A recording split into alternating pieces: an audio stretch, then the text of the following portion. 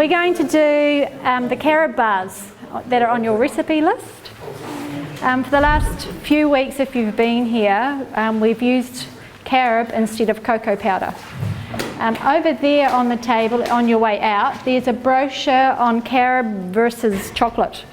It just details all the benefits of carob over chocolate.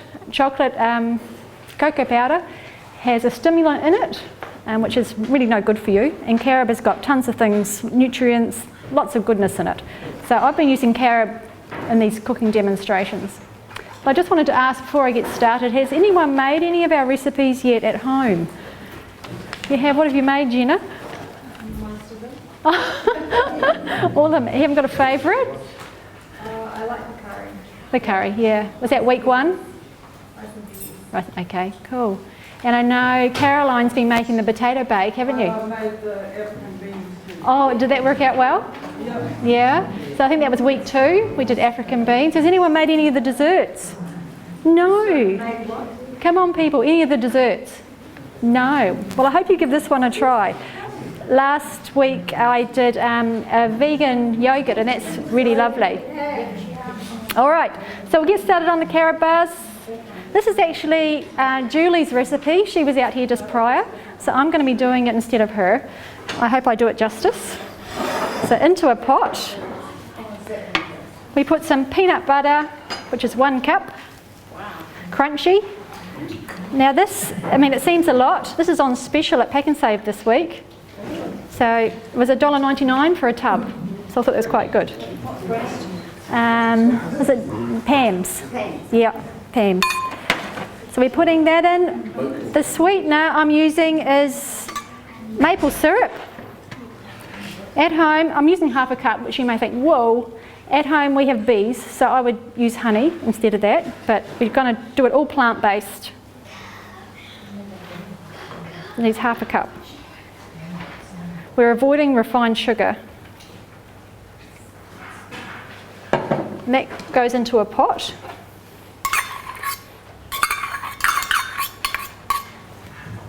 And onto the stove. So we heat this together until it becomes a nice smooth paste. Now while that's on the stove, you'll need to get your sunflower seeds and your sesame seeds, and they need to be toasted in the oven. Now when I made it during the week, I burnt a batch of this, so be careful because it just needs a light toast. So you lightly toast that at 150 in the oven. Julie, I mixed them together and just toasted them like that, but Julie suggested today that you do them separately. This, like the sunflower seeds are quite big and they take longer to toast up, and the sesame seeds can toast up quite quickly. But during the week I successfully did them both together except for that one batch that I burnt. We don't really want that to boil, so I'm just going to see if I can mix that together a little bit.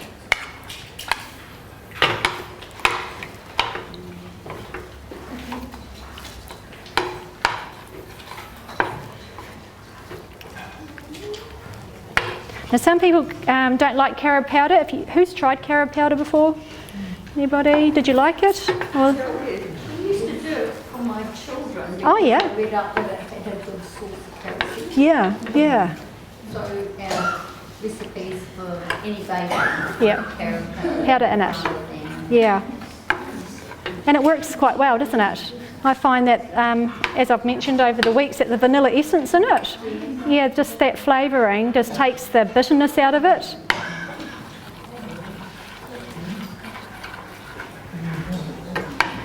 So there we go, it's coming together nicely.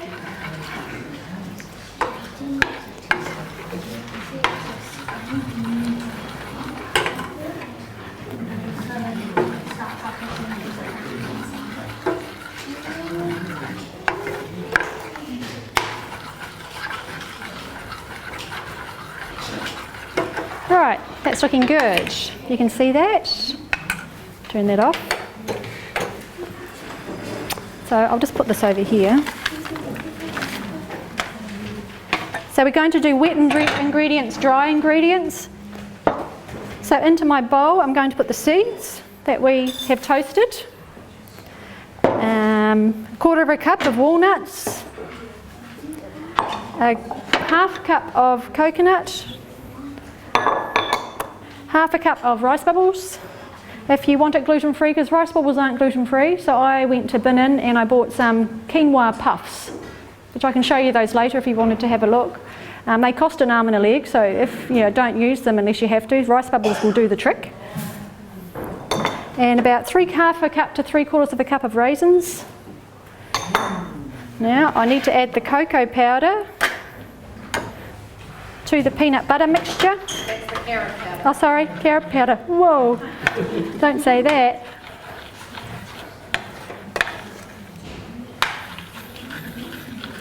And to make it really yummy, some vanilla essence.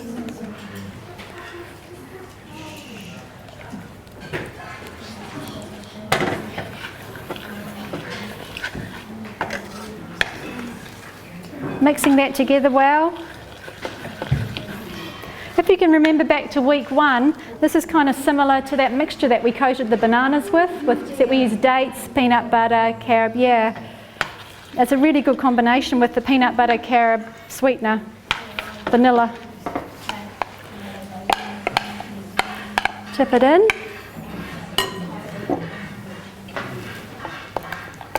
And this is it's quite quick, except for toasting the nuts. It doesn't take too long.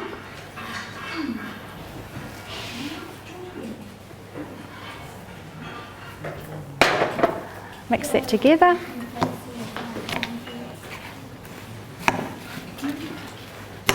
And you might think of something else you could put in it, like maybe some chopped apricots or something else. Might go quite well.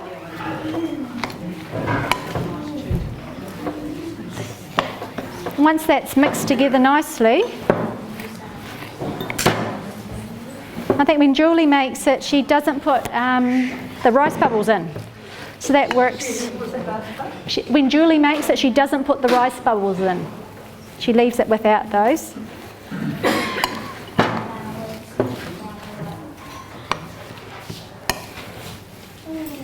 Right, then we've got our dish. We've got it prepared with some baking paper.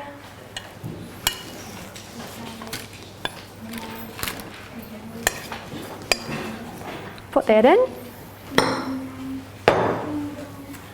So when I made this out the back there for you to taste, I was doing this recipe times 6 or 7.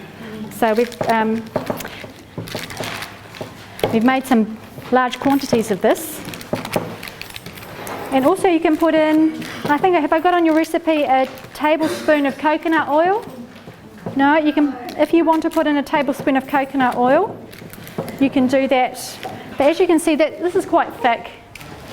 It sticks together quite well. What does the coconut oil do? So sometimes it can be a bit crumbly. I'm going to serve this to you today, like straight from the freezer. So it should be holding together really nicely. But if you leave it out of the freezer for a while, it can sort of fall apart a little bit. But that coconut oil will help it stay together. Yeah, that's it. When you buy all these different ingredients, do you use bananas at all? I use binin for my carob powder, and I got all the seeds, sunflower seeds, sesame seeds, peanut butter, maple syrup, coconut raisins, all the rest, rice bubbles from Pack and Save. Yeah, so it's just, yeah, they will sell all of these other things. We weigh up the prices and see where's the best place to go. So pushing that down, I like it quite packed down quite firmly, so it's kind of fudgy.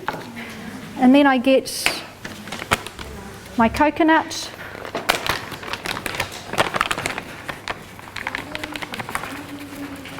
and sprinkle that over the top. Yeah, like it's all of it. And just so the coconut sticks as well, we're just going to press that down a little bit. So then that goes in the freezer. If you're like my boys, they eat the mixture just like that. They don't mind if it's not frozen. And this is another like guilt-free recipe. You say yes, you can have 4 or 5 of this. You don't have to stress out all this sugar in it. They're going to be hypo.